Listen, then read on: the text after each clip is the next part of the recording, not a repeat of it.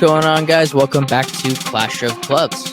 I'm Dylan. They just got punched in the mouth. They didn't even know how to react. That is one Derby Diamond. I'm Mila. Do we want to do a little prediction? That was the last time they showed initiative to go get a fucking player. City are still alive here. Balotelli, Aguero. I'm Grant. They're talking a lot about you 15. How will you respond 15? We downgraded from Peppa. Do you know how absurd that is? Ladies and gentlemen, it's match day. A double preview day. This isn't a normal podcast episode. This is just four guys who support four teams. One team in Manchester, significantly better than the rest of the three teams. Definitely didn't lose 3-0 at the weekend. Manchester. Definitely didn't lose 3-0 at the weekend. But we're going to preview the three matches.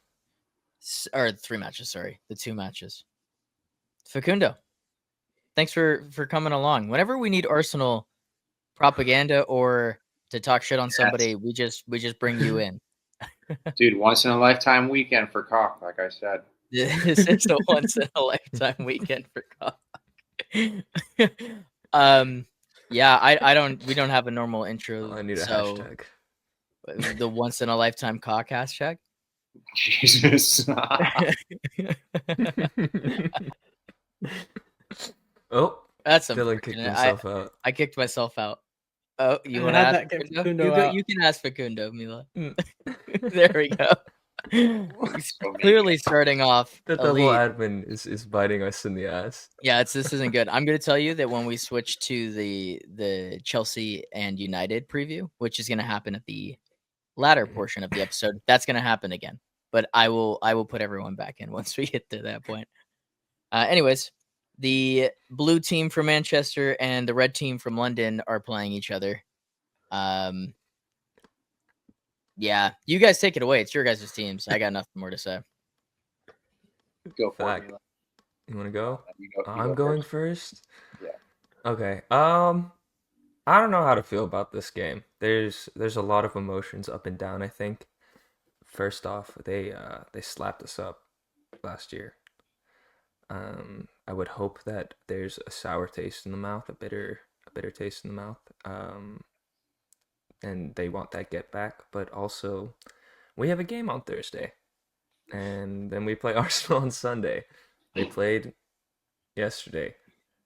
Not an excuse, but just interesting scheduling to me. So that's just something to look at, I think. I think it's because you guys didn't. Arsenal had to. That's what I was thinking too. Like, we don't have travel; they do have travel. So if that's it, then that's fine. I'm just thinking that's it. I think this is going to be a super interesting game, though. No Saka, no Odegaard, right? My assumption is Odegaard will not play, but maybe he just sat out. Saka's potentially a play. Saka's not playing. Oh, not playing. I saw late September. That's why. So I was like, yeah. Odegaard might. He didn't practice earlier in the week before the UCL fixture, so I'm just going to go with no for both. He stinks anyways. You don't even want him. People are going to have to step up in those positions either way. I do think their midfield might have a leg up on ours, not in terms of just on paper skill, but just where we are match fitness wise and just the sharpness. They look a lot more in tune. What is that noise? Sorry. This has just been an electric start to the episode. Saka and Odegaard. I mean, they're not playing. That's about it. That's where we were. We have a couple people out. I think the big matchups are going to be probably Nico O'Reilly at that left back. That's probably going to be Madueke, right? That's going to be interesting. I don't really know what to expect out of that, which is kind of where I'm at for this whole game. I really don't know what to expect, just from our team and from their team. Those are my base thoughts, and then we can get a little more into it, but I'll let Facundo talk. Yeah, I probably feel pretty similarly. I have no idea what to expect for this. You guys letting United have a lot of the ball has really thrown me for a loop. don't really know what midfield I want to start. Marino's been in good form, but I don't know. I wonder if you just play Eze in the 10 and you kind of have Martinelli out wide. If Odegaard's not going to play, but I could see a world where it's the exact same lineup that started against Athletic Club playing against City again. I don't know. I like Marino. I think he's like a crash the box kind of player. He's a good guy. Creative, and I just think you're going to need a little bit of that if they're going to sit back and defend. Not too worried about transition moments. Like, I think they've been playing pretty well. I think Saliba probably comes back for this game, hopefully. But Mascara's been good. So, yeah, we'll see. I think I don't really know what to expect either. Could be 0-0 and boring. Could be kind of an open game for. I probably think it'll be closer to the 0-0, just based off of how the start of the season's been for us. Guys are starting to get used to playing together. So you see some moments in which they play well, and then other moments where it's a bit frustrating. But I think the ability to not concede is more of a positive for us than it is for City. I think City is more likely to let in a goal than we are. At the end of the day, with how difficult the start of the season has been for us, just pick up 3 points. I don't really care how you get it. You're 5 games in. I don't expect these guys to be on the same page right now, especially with Eze being kind of a late signing. Gyökeres it'll be 45 minutes of him pissing me off and then 45 minutes of him figuring it out. So I don't know. I thought the game Are you not against sold on him? I don't know. Just I mean, the idea of him. 5 games in, I could say he's not really playing that well, but he's got 3 goals. So It's kind of that's what I kind of expected, honestly. And to your point, you're right. It is very early, but like that's what he is. It's like, yeah, regardless of how he's playing or the performance, he will score goals. So it's just, can you get him in the important games? How can you get him? So I think to your point, those are kind of the questions you're trying to answer right now. yeah, I mean, I think our fan base is just kind of micro analyzing everything. Like the issue has never been how we perform against the Big Six. We've had a really good record against the Big Six. Liverpool is the last time. This past game is the last time we've lost against a Big Six team in a while. It's always been a team like a Forest or a Fulham that gives us issues, and he's scoring against them. So in that sense, I'm not really mad. I thought Forest was his best game in terms of if you're not going to drop deep, at least when we're playing the ball long to you, be efficient in those one-time layoffs. And he was much better at that. The one where he hit the post was kind of a sequence I'd like to see more often with him and Eze, and then just do something correct with the ball. Don't be kind of weird and clunky with the touch and then lose the ball. But yeah, no, I mean, I'm not really going to judge the team too critically right now. They're 5 games in. They've got to figure out how to play with each other. 3 of our best players have already gone down. Like, he's shown the ability to rotate early, which I think is a promising sign that he trusts the team. So, yeah, I mean, this will be a big test. I think this will tell me a lot, but I don't know. We're 5 games in. I'm not do or die or panicking yet. We'll see how it goes. Similar to United, this is the end of like the massive stretch of Big Six games, right? Like, because you've already had Liverpool, United, and we have Newcastle. Now you have City. Oh, Big okay. Six. Sure. Okay. But this is the end of the stretch of like, okay, so it's not technically the end of the stretch of like big sides. Technically, you don't have any layups still to come.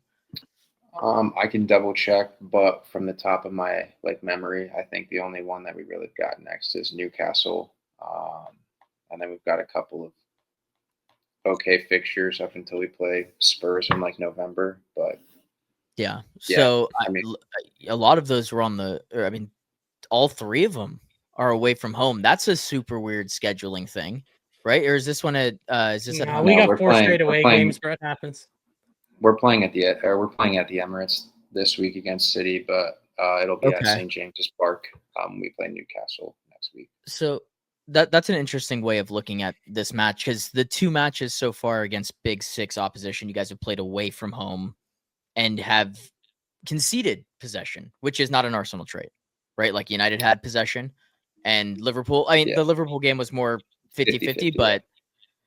but the idea United that was you the guys outlier, aren't yeah. looking to aim for possession, I wonder if with the home crowd at your guys' back, if we see you guys go back to aiming to hold possession in this match to try to maybe kill City out of it. I don't know if that's the way of looking at think that from an Arsenal that- perspective, but I think that's just why it's so weird, though, is because Fact brought it up super early in this conversation, but City kind of just seceded possession to United in the derby, and whether that's a game plan or just how like the cookie crumbled in that game, like we really don't know, because it was just it's a 1 game sample size, so it could totally be that City just give the possession back to Arsenal, and that's just the way it's going to be And you with play off the Donnarumma in the counter. net. I mean, look, you have one of the best utilize that counter-attacking Holland threats speed. ever. Exactly. Yeah. Exactly. And I think Doku's look Foden good, helps too. unlock that a lot. Yeah. Foden. Yeah, we didn't Doku, get to talk about it because of Holland. technical difficulties, but Foden looked fantastic on the weekend. I think me and Dylan were pretty critical of him from the jump last year. Maybe we jumped the gun on it, which is No, what we got you didn't. round He up. was bad Yeah, last yeah. season. Yeah, we got it We- right. we No, were we got it wrong right. But last season.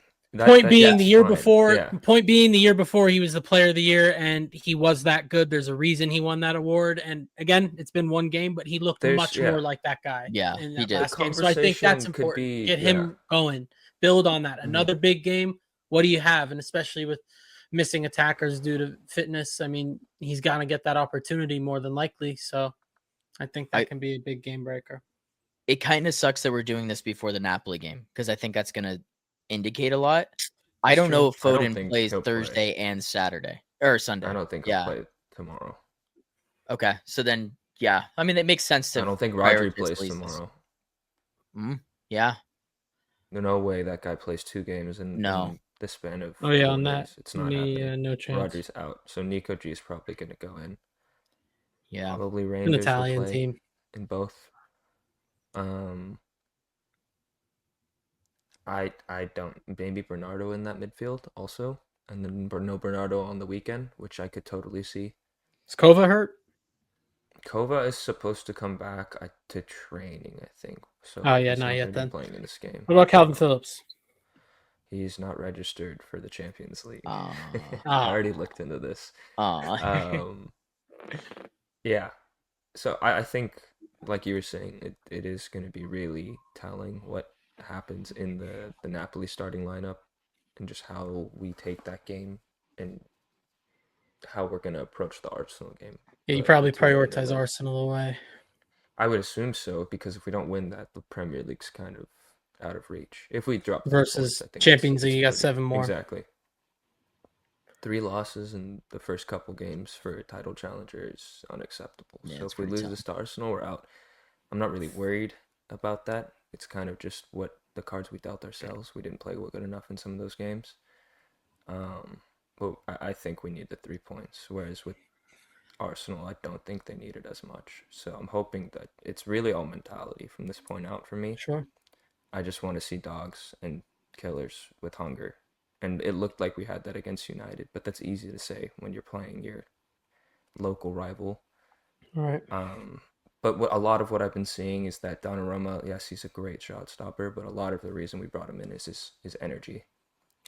So if that's going to be a key in our dressing room to just propel us forward, I think that's great. And it's already seemed to make a small impact. I talked about it in my solo video, but yeah.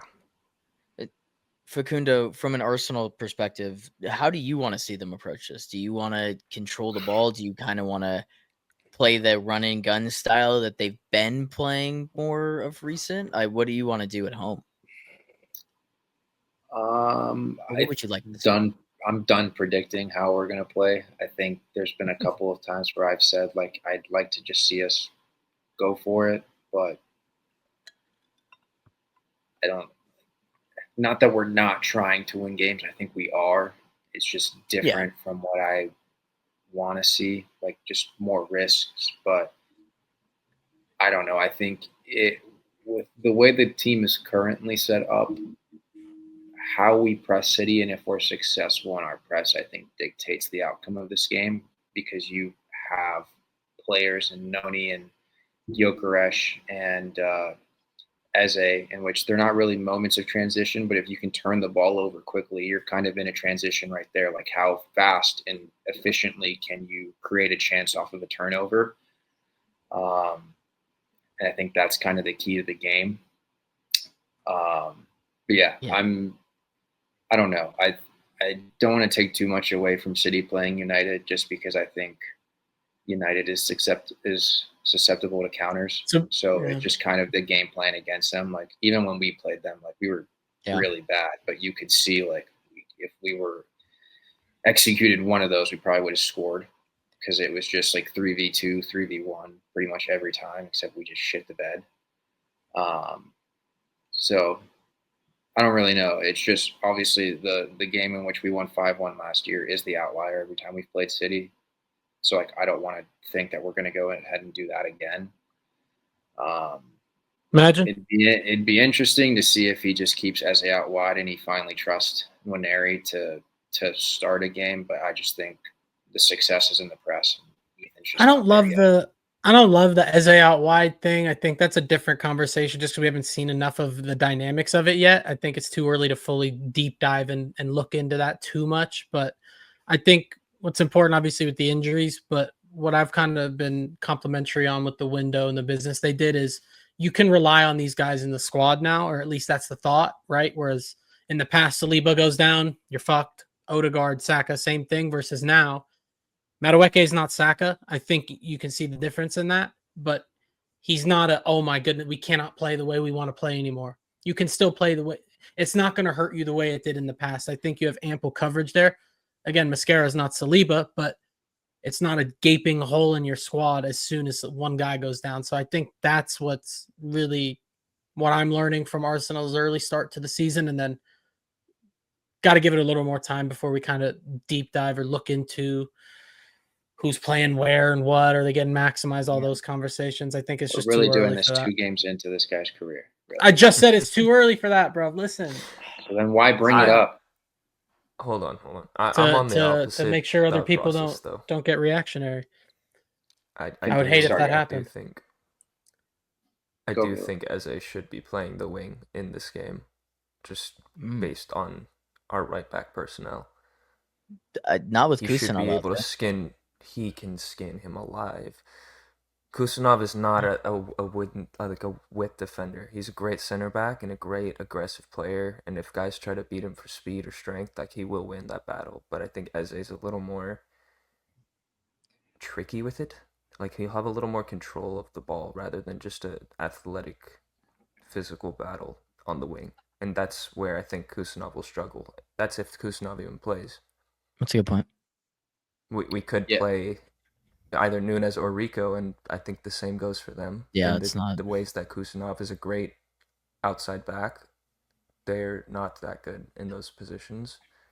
Debatably a little quicker, but not as good defensively. So I think Eze can have a really big game in this if utilized correctly, and if he just gets the better of a right back, which he should be able to in my eyes. Yeah, I mean, he's played for Palace in that left half space, so I don't think playing off the left is any sort of issue. It's also 2 games in, so I know. But Noni's been our best player.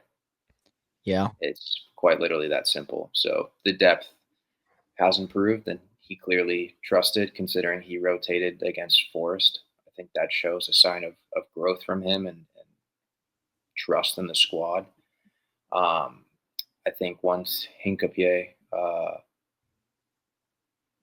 gets up to speed, maybe you see him play with Eze a little bit more as that overlapper and holding the width out wide. But I'm not microanalyzing that. This team is literally plays everywhere. You ask any player, they're usually like, it's a pretty long day with how often these guys move off the ball. So I don't think where a guy plays or what position he's playing necessarily matters all that much, as long as there are some sort of rotations. Like he's learning the system. He's 2 games in. I think he'll be fine. I think he'll be successful off the left. I think you need as many creative players as possible. So if Odegaard is healthy, you're keeping him in the 10 and you're playing Eze out wide and you're letting that team figure it out. But yeah, it's been positive to see Trossard and Martinelli be impactful off the bench and not really give in to a lot of the criticism that they've probably seen online. I think Calafiore's celebration of Martinelli kind of showed to the crowd like, hey, like he's got something about him. Like stop doubting this dude. And I think in games where there's big spaces, Martinelli is going to be very useful. In games where there's going to be smaller spaces, Eze is probably the better player there. And now you have 2 options, which is all I really care about, right? Like I don't care about if someone plays or someone doesn't play. Like win games with whatever squad you've got, and at the end of the day, that's all that matters. But yeah, we'll see. Gyökeres, I think, needs to have a good game against a big team. I think he's gonna be if we win or don't. I think the wingers will be fine in this game. I trust them more than Gyökeres right now, but we'll see if Mosquera starts. I think that's probably my only question in the back line, and probably where Haaland spends most of his time rather than Gabriel. But we're usually game plan for Haaland pretty well, so I think if you can limit him, you have a pretty good chance of winning the game, especially at home. So we'll see what happens. But like Mila, I have zero idea what the hell is going to happen, and I'm not even going to try and predict it because I've tried predicting how we're going to play against other big teams, and we've not gone and done that. So. Well, we got to predict a score. Yeah, we got to do a predict at some point. But it's just like you said, this is the weirdest City Arsenal matchup that we've seen in a while. I think most of the time the stakes and everything has kind of met the moment, except for the match being maybe a little more dull than we expected. I think both teams kind of canceled each other out.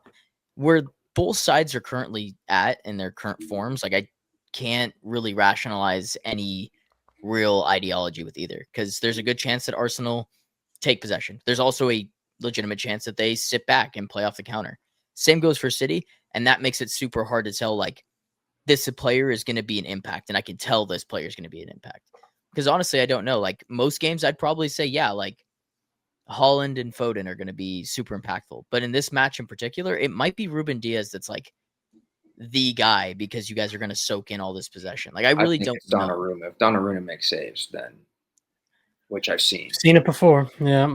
So, to me, that's I've seen a lot of people not understand it, and I get it. But like, dude, this guy literally keeps the most insane shit out of the net. That's all that matters for this team. Is you're going to give up chances. Hopefully, your keeper saves them. Like Liverpool's had the best keeper in the league and probably the world, and that's helped them win several things, along with Van Dijk and Mo. But yeah, like you kind of just need that. And I think for City, if they get anything out of that game, I think that's probably the reason why, is because he kept the ball out. It's fair enough.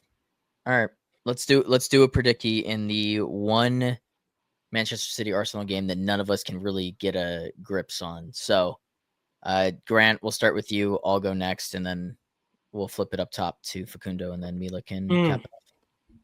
Mm-hmm. So you said this game's at home, Facundo? Yeah. No. 0-0. I'm gonna go 1-0 City. I don't love that. I don't love that. All right, Facundo, what are you thinking?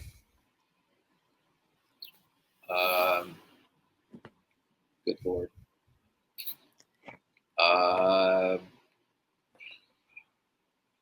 Do you think you get a goal, Mila?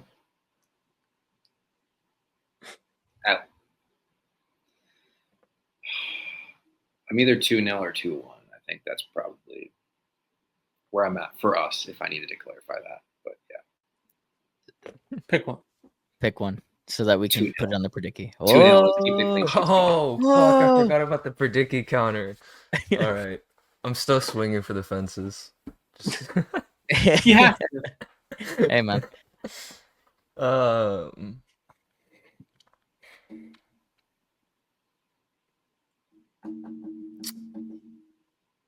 4-2.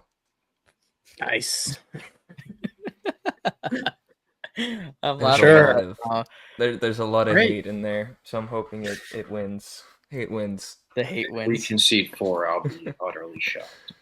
Oh, I know. That'll be the best part. If it happens. That's wild. The 6-goal game again. I could see like Yeah, a yeah. 3-1 in our favor. I don't. If you score more than 2 goals against us, that'll be pretty impressive. But Fair enough. I need impressive. I'm tired. Fair enough. Alrighty, gonna pause it real quick, and then we'll get into Chelsea versus United. For him, different gravy. Glorious goal! Wreathed in red. We're really seeing the most extraordinary finish here. On this day of days, has he delivered? Just magnificent! Potentially life-changing! That's football. Minute you let it under your skin, then you begin to make it better.